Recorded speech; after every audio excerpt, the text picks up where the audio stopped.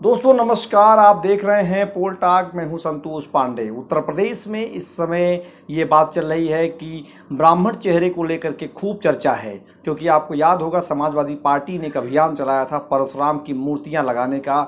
लेकिन उसके बाद मायावती ने कई बार ब्राह्मणों के मुद्दे को उठाया। उन्होंने कई बार कहा ये हाथी नहीं गणेश है, तमाम सारी बातें हुई। लेकिन उत्तर प्रदेश में इस बार ब्राह्मणों को रिझाने के लिए सभी दल एक हो रहे हैं। अलग अलग तरीके से ब्राह्मणों को रिझाने का पूरा प्रयास हो रहा है। इसमें सबसे बड़ी खबर यह है कि जितिन प्रसाद जो कांग्रेस में थे, जिन्हें कांग्रेस ने कभी यह भी नहीं बताया होगा कि ब्राह्मण चेहरा है, बीजेपी उन्हें ब्राह्मण चेहरा बता करके ला रही है। और उनमें ये बताया जा रहा है कि उन्हें राज्य मंत्री या कैबिनेट स्तर का मंत्री बनाया जा सकता है। वहीं दूसरी तरफ बीजेपी में जो पहले से ब्राह्मण आए थे, क्या वो कमज़ोर पड़ रहे हैं? दरअसल जिस तरीके से ब्रजेश पाठक ने कोरोना के समय में लेटर लिखा था और वो लेटर वायरल हुआ था, उसको लेकर के कहीं न कहीं सरकार की किरकिरी हुई थी। और तभी से माना जा रहा था कि अब इन्हें कोई एक बड़ा ब्राह्मण चेहरा खोजना होगा। ब्रजेश पाठक बसपा से आए हुए थे, राज्यसभा सदस्य रहे, लोकसभा सदस्य रहे, एक बड़े चेहरे के रूप में रहे। लेकिन उनकी जगह, उनकी काट के लिए फिर एक नए ब्राह्मण चेहरे को लाया गया।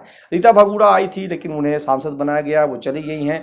इस समय योगी सरकार में ब्राह्मण चेहरों का अकाल नहीं है, उनके पास ब्राह्मण चेहरे बहुत हैं, 55 केवल विधायक हैं। लेकिन उसके बाद भी योगी सरकार लगातार फोकस कर रही है उन ब्राह्मण चेहरों पर जो दूसरे दलों में हैं, जो दूसरे दलों में योगी सरकार पर लगातार आरोप लगाते थे।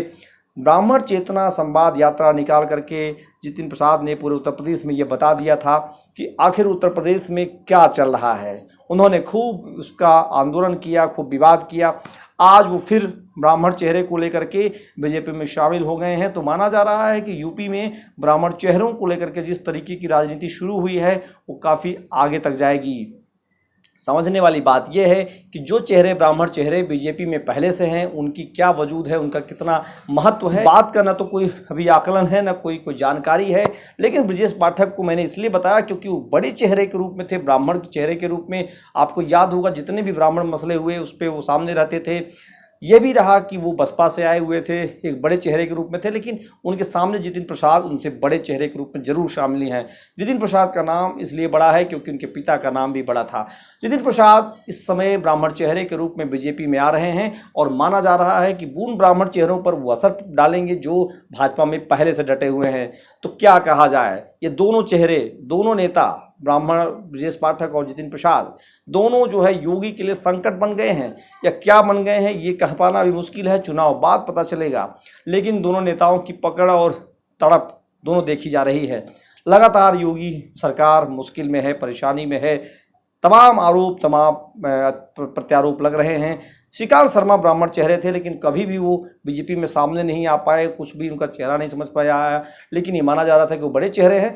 ऐसे में तमाम चेहरों को अगर देखा जाए तो जितिन प्रसाद का चेहरा सब पर भारी पड़ रहा है। आप देख रहे हैं पोल टॉक। लगातार अपडेट पाने के लिए चैनल सब्सक्राइब करना नहीं भूलिएगा। यहाँ पर उत्तर प्रदेश की पॉलिटिकल खबरों के साथ ही साथ पॉलिटिकल जानकारियाँ भी लगातार दी जा रही हैं। आप देख रहे हैं पोल टॉक। धन्यवाद। जय हिंद, जय भारत।